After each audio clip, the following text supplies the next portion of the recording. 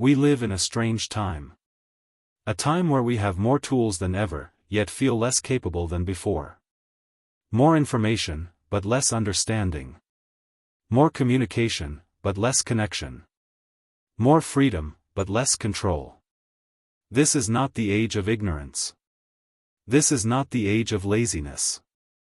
This is the age of distraction. And most people don't even realize they are drowning in it. Let me ask you something.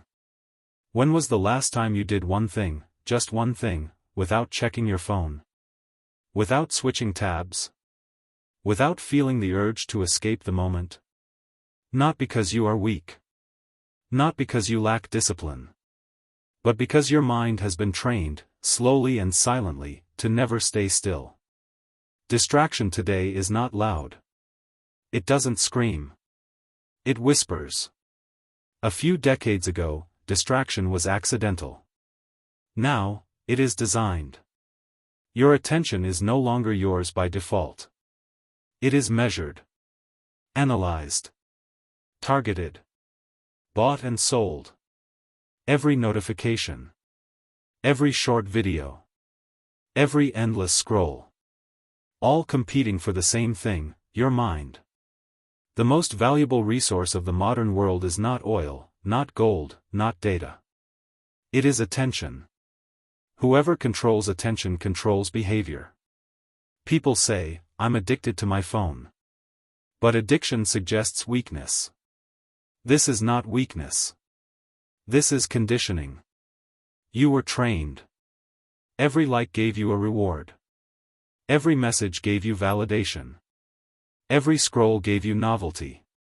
Your brain learned a simple rule: boredom equals danger, discomfort equals escape.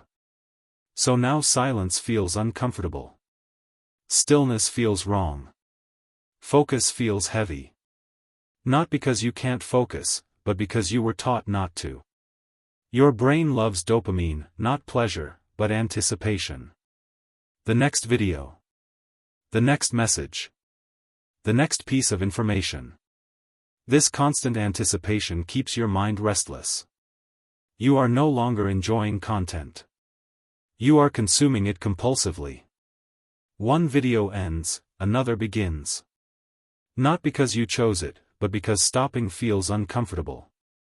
This is why you feel tired after doing nothing. Your body rested, but your mind never did. You answer messages. You watch videos. You read headlines. You switch tasks constantly. And at the end of the day, you say, I was busy. But busy is not productive. Busy is often just stimulated. Distraction gives you the illusion of movement without direction. You feel active, but nothing meaningful moves forward. Focus used to be natural. Now it feels painful. Why? Because focus requires silence, friction, and discomfort. And modern life removed all three. Every time work gets hard, you escape. Every time thinking gets deep, you scroll. Every time emotions rise, you distract yourself. So your tolerance for depth slowly disappears. This is not your fault. But it is your responsibility. Distraction doesn't just waste time. It changes who you are. It weakens memory. It kills patience. It destroys deep thinking. It fragments identity. You begin many things and finish very few. You feel overwhelmed, not because life is hard, but because your attention is scattered. A scattered mind feels anxious. A focused mind feels calm. People today say, I don't know what I want. I feel empty. I feel disconnected from myself. That's not a mystery. You cannot hear your inner voice if your mind is never quiet. You cannot know yourself if you are always consuming others. Distraction separates you from yourself. Boredom used to be powerful. It forced imagination, reflection, and growth. Now boredom is eliminated instantly. Waiting in line, you scroll. Walking alone, you put on headphones. Feeling uncomfortable, you escape. You never sit with your thoughts long enough to understand them. And whatever you don't face ends up controlling you. Modern anxiety is not always fear. It is mental noise. Too many inputs. Too many opinions. Too many comparisons. Your brain was never designed to process this much stimulation. So it stays in survival mode. Always alert. Never calm. This is why sleep feels shallow. This is why rest doesn't refresh you. Let me be clear. There is nothing wrong with you. Your brain is responding exactly how it was trained to respond. The problem is not technology itself. The problem is unconscious consumption. Technology without boundaries becomes mental pollution. What if the reason you can't focus is not lack of discipline, but lack of silence? What if the reason you feel lost is not confusion, but constant distraction? What if clarity is not something you need to find, but something you need to uncover by removing noise? The first step out of the age of distraction is not quitting technology. It is noticing. Noticing how often you escape. Noticing how quickly you avoid silence. Noticing how uncomfortable stillness feels. Awareness always comes before change. We are not living in the age of information. We are living in the age of fragmented attention. And until we reclaim our focus, we will continue to feel tired, lost, and overwhelmed, even when life looks full. Distraction does not arrive suddenly. It builds slowly, quietly, patiently. At first, it feels harmless. A quick check. A short break. A moment of entertainment. But over time, these moments begin to shape your mind. You start needing stimulation to begin anything. You start avoiding tasks that require effort. You start mistaking comfort for peace. And without realizing it, your inner world becomes noisy. The mind was never meant to jump constantly between tasks. It was designed for depth, not speed. Meaning, not volume. But modern life rewards speed. Rewards reaction. Rewards constant presence. So depth feels unnatural. Silence feels empty. Thinking feels exhausting. You don't struggle because you are incapable. You struggle because your mind is overloaded. Information today is infinite. But attention is limited. And when attention is divided too often, it becomes weak. This is why reading a few pages feels harder than watching hours of videos. This is why long conversations feel draining. This is why deep work feels painful. Your brain has adapted to shallow engagement. And adaptation always feels normal, even when it's destructive. The danger of distraction is not that it wastes time. The danger is that it reshapes your standards. You begin to expect everything to be fast. Easy. Entertaining. And when real life doesn't match that pace, it feels unbearable. Growth feels slow. Learning feels frustrating. Relationships feel demanding. So you escape again. Distraction becomes your emotional refuge. Whenever you feel uncomfortable, uncertain, or bored, you run to stimulation. And slowly, you lose the ability to sit with yourself. Self-reflection requires stillness. Wisdom requires patience. Meaning requires presence. Distraction removes all three. This is why many people feel spiritually empty, even when they are constantly entertained. This is why motivation disappears quickly. This is why purpose feels distant. You cannot build a meaningful life in fragments. Yet fragmentation has become the default state of modern consciousness. Think about how often your thoughts are interrupted. How often you forget what you were about to do. How often you open an app without intention. This is not coincidence. Your environment is optimized for interruption. And a constantly interrupted mind loses its sense of direction. Direction requires continuity. A clear narrative. A stable inner voice. Distraction breaks that narrative into pieces. You begin to feel like your life is happening, but you are not fully there. Always reacting. Always responding. Rarely choosing. Choice requires awareness. And awareness requires silence. But silence today feels threatening. Because when everything goes quiet, unresolved thoughts appear. Unprocessed emotions rise. Questions you've been avoiding come back. So you escape again. Not because you are afraid of the world, but because you are afraid of meeting yourself. This is the hidden cost of distraction. It delays self-knowledge. And without self-knowledge, life feels shallow, even when it's busy. Modern society praises speed, but speed without direction leads nowhere. It praises connectivity, but constant connection destroys intimacy. It praises productivity, but ignores meaning. So people work more and feel less fulfilled. Consume more and feel emptier. Communicate more and feel lonelier. This is not a personal failure. It is a systemic one. The systems around you are designed to keep you engaged, not fulfilled. Stimulated, not grounded. Distracted, not awake. Awareness of this fact is uncomfortable. Because it removes excuses. Once you see the problem clearly, you can no longer blame yourself entirely. But you also cannot remain passive. Responsibility begins where awareness starts. Reclaiming focus does not begin with productivity hacks. It begins with honesty. Honesty about how often you escape. Honesty about how uncomfortable silence feels. Honesty about how fragmented your attention has become. Most people try to fix distraction by forcing discipline. They fail because they skip understanding. Discipline without understanding becomes punishment. Understanding creates cooperation with the mind. Your brain is not your enemy. It is responding logically to the environment you placed it in. Change the environment, and the mind follows. But before change comes recognition. Recognition that distraction has become your default coping mechanism.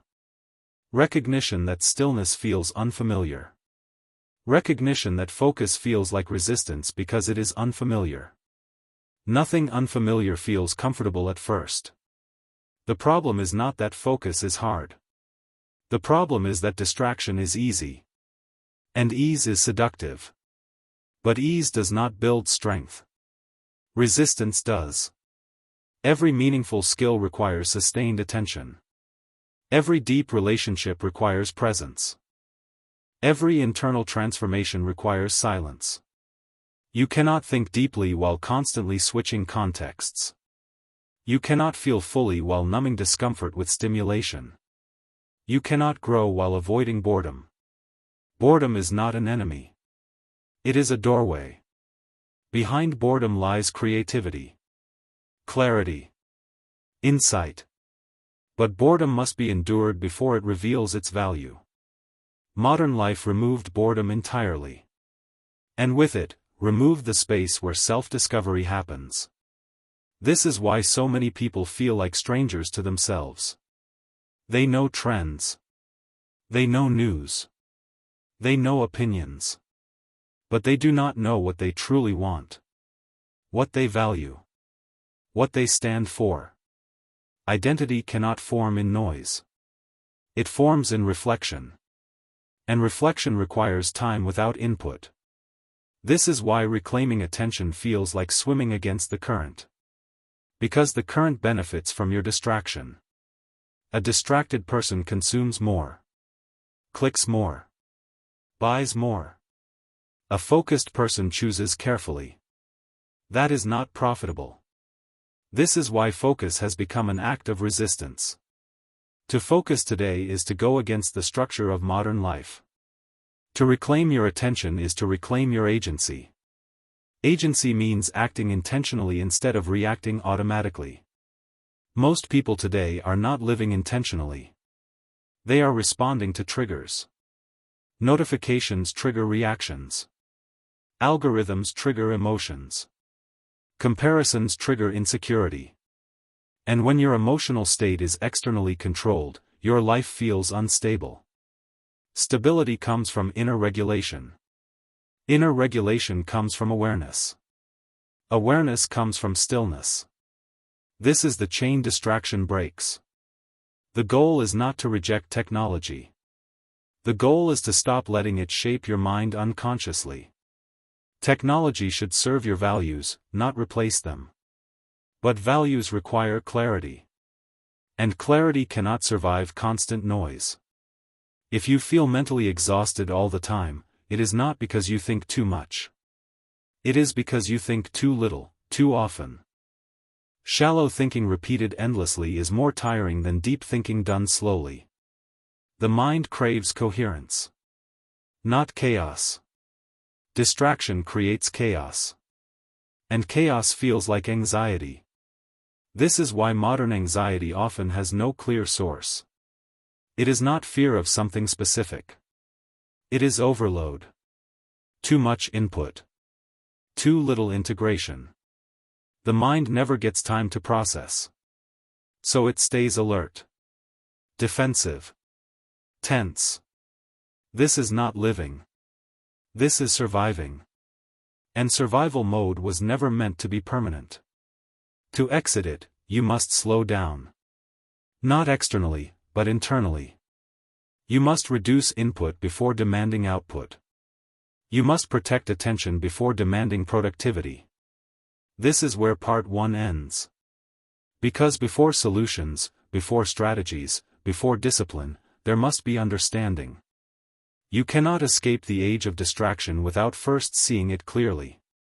And now, you do.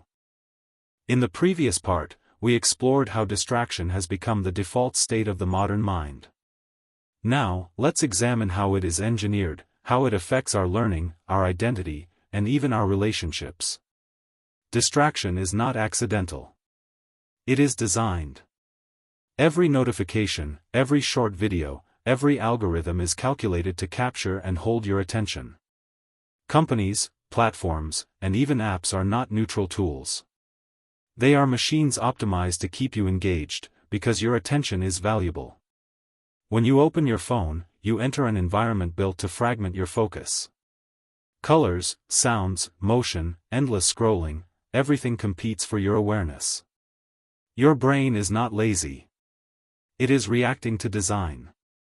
Reacting to patterns that trigger anticipation and reward. Reacting to novelty. Reacting to social validation. Education is not immune to this. The human mind evolved to learn by immersion, curiosity, and deep attention. But modern learning is now conducted in fragmented blocks. Videos are short. Articles are divided. Notifications interrupt lessons. We are taught, not to focus, but to multitask. And multitasking is a myth. The mind does not process multiple things simultaneously, it switches rapidly. Each switch costs energy, diminishes retention, and increases mental fatigue. This is why students today feel exhausted even after studying for hours. Not because they are incapable, but because their brains are constantly interrupted. Learning becomes shallow. Knowledge is surface level. Skills are incomplete. Even adults suffer the same problem. Professional development, self-learning, creative work, all demand focus. Yet most adults operate in fragmented attention. Meetings, emails, messages, social media, and the endless loop of quick entertainment prevent deep engagement. The result is anxiety, stagnation, and a constant sense of underachievement. Identity, too, is affected by distraction. We define ourselves through reflection, through observing our thoughts, through deciding what we value. But if attention is always directed outward, toward constant input, the inner life suffers. We begin to absorb others' opinions instead of forming our own. We begin to compare ourselves instead of understanding ourselves. We become reactive, rather than intentional. This is why many people feel lost, even successful. They accumulate experiences, consume content, and socialize online, yet they do not know who they are. They follow trends instead of values. They seek approval instead of understanding. And they rarely pause long enough to face their own minds. Relationships are no exception. The constant pull of distraction diminishes our presence. We may be sitting next to a friend, a partner, or a family member, yet we are partially elsewhere.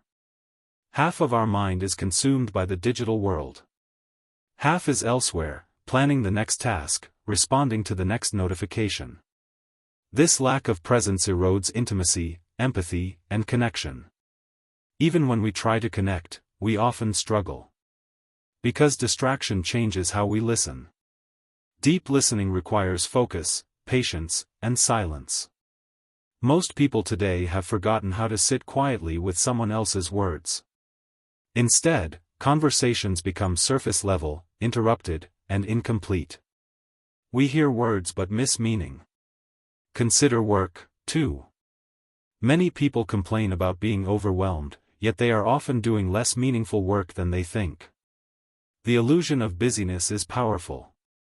We respond, we react, we scroll, we switch. It feels productive because we are constantly engaged, but engagement is not the same as progress. Distraction turns action into reaction, and reaction rarely builds a life of purpose. Now, you might ask, is there a way out? Can we reclaim our minds in an era built to fragment attention? The answer is yes, but it requires deliberate action. The first step is awareness. Notice how often you are pulled away. Notice what triggers your escape. Notice how uncomfortable stillness feels. The next step is boundaries. Boundaries are not punishment, they are protection.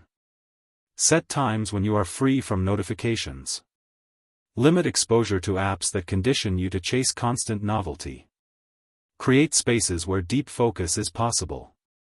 Then comes practice. Deep work is a skill, and like any skill, it requires repetition. Begin with small sessions, 15, 30, or 60 minutes of uninterrupted focus. Gradually increase. You will feel discomfort.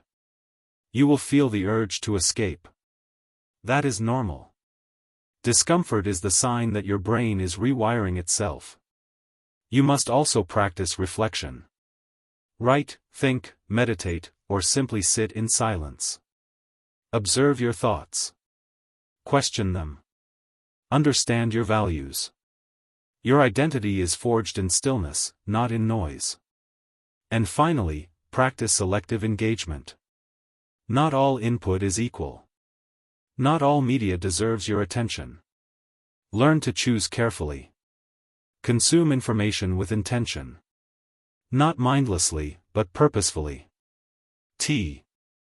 In the coming episodes, we will explore practical techniques for reclaiming attention, improving learning, and cultivating deep focus. We will examine the psychology of habit, the neuroscience of attention, and real-life strategies used by the most effective thinkers, creators, and leaders. But for now, understand this. Distraction is not a personal failure. It is a design problem. And awareness is your first act of resistance. You are not broken. Your mind is simply responding logically to a fragmented environment. Change the environment, and your mind will follow. Reclaim your attention, and you reclaim your life. The age of distraction is not a sentence. It is a challenge. A test of awareness, discipline, and intention. And those who learn to navigate it will find clarity, creativity, and purpose like never before. We have explored how distraction has become the default state of modern life. We have seen how it affects learning, identity, relationships, and even our own minds. Now, it is time to talk about recovery. It is time to talk about how to reclaim your attention, rebuild focus, and create a life of purpose in the midst of constant stimulation. Recovery begins with awareness. Before you can change anything, you must see clearly. Notice the triggers that pull you away. Notice how quickly your attention shifts. Notice how uncomfortable stillness feels. This awareness is the foundation of transformation. Without it, all other strategies will fail. The second step is environmental design. Your environment shapes your behavior more than willpower ever can. Remove unnecessary distractions. Turn off notifications. Keep your phone out of reach during focused work. Create physical and digital spaces where focus is possible. A desk without clutter. A browser without endless tabs. A schedule that protects uninterrupted time. Distraction thrives where boundaries are weak. Strengthen the boundaries, and attention naturally improves. Next comes intentional time blocks. Do not try to multitask. Multitasking is a myth that kills productivity. Instead, allocate specific periods for deep work, for learning, for creation. Even 15 minutes of uninterrupted focus is more valuable than hours of scattered attention. Start small, and gradually increase. Your brain needs practice to regain endurance. Consistency builds resilience. In addition to scheduling, practice single tasking. Focus on one thing at a time. Finish it. Complete the thought. Complete the project. Do not allow your mind to jump to another task until the first is done. Single tasking trains attention muscles that have been weakened by constant distraction. Another crucial strategy is reflection and journaling. Every day, take time to observe your thoughts. Write them down. Analyze them. Ask yourself what is important. What you value. What you want to achieve. Reflection strengthens identity, clarifies purpose, and reduces the urge to escape into distractions. Mindfulness and meditation are also powerful tools. Sitting quietly, observing breath, and noticing thoughts can retrain the brain to tolerate stillness. Stillness is not empty. It is fertile. It allows insights to emerge. It allows creativity to flow. And it rebuilds the ability to concentrate deeply. Sleep and rest are equally important. Distraction depletes mental energy. Constant stimulation prevents recovery. Prioritize sleep. Prioritize breaks. The mind restores itself only when given uninterrupted time to process and integrate information. Another strategy is curation of input. Not all information deserves your attention. Select what you consume with intention. Books, videos, conversations, and media should serve your goals and values. Do not let novelty dictate your day. Choose depth over breadth. Choose meaningful engagement over passive scrolling. Limit social media consumption. Social platforms are engineered to fragment attention. Check them deliberately, not compulsively. Use tools, timers, or schedules to control usage. Social media should serve your life, not distract from it. Learn to embrace boredom. Do not escape discomfort immediately. Boredom is a doorway to creativity. It forces imagination, reflection, and problem-solving. By sitting with boredom, you strengthen patience, resilience, and self-understanding. For learning, adopt deep practice techniques. Focus on one skill at a time. Practice deliberately. Seek challenges that stretch your abilities. Avoid passive consumption disguised as learning. Engage actively with material. Teach it, apply it, or write about it. Active engagement transforms information into lasting knowledge. When it comes to relationships, practice presence. Be fully with the person you are talking to. Listen actively. Suspend judgment. Notice how attention changes the quality of interaction. Presence is a rare gift in a distracted world. It fosters intimacy, trust, and empathy. Physical movement is also key. Exercise clears mental fog and strengthens focus. Movement is not just physical, it is neurological. It enhances cognitive function and stabilizes mood. A healthy body supports a focused mind. Create rituals and routines that reinforce attention. Morning routines, planning sessions, reflection periods, and nightly reviews help maintain focus. Rituals reduce decision fatigue, conserve mental energy, and increase intentionality. Understand that progress is gradual. Rebuilding focus takes time. Do not expect immediate transformation. Small, consistent steps accumulate. Each intentional moment strengthens your attention. Each act of resistance against distraction builds mental resilience. Over weeks and months, clarity and purpose return. Celebrate small victories. Completing a task without interruption, finishing a book, or having a deep conversation. These are milestones. They reinforce identity and increase confidence. Distraction loses its power when you recognize your own agency. Technology can also be harnessed positively. Use apps that track habits, block distractions, or encourage focus. Gamify attention. Turn focus into a measurable, achievable goal. Technology is not the enemy, unconscious use is. Finally, cultivate curiosity and meaning. Distraction thrives where life feels empty. Engage with ideas, projects, and people that inspire you. When attention is directed toward meaningful goals, it becomes naturally stronger. Purpose is the antidote to fragmentation. The journey out of distraction is continuous. There will always be new temptations, new interruptions, and new challenges. Success is not about perfection. It is about reclaiming choice. It is about acting intentionally rather than reacting automatically.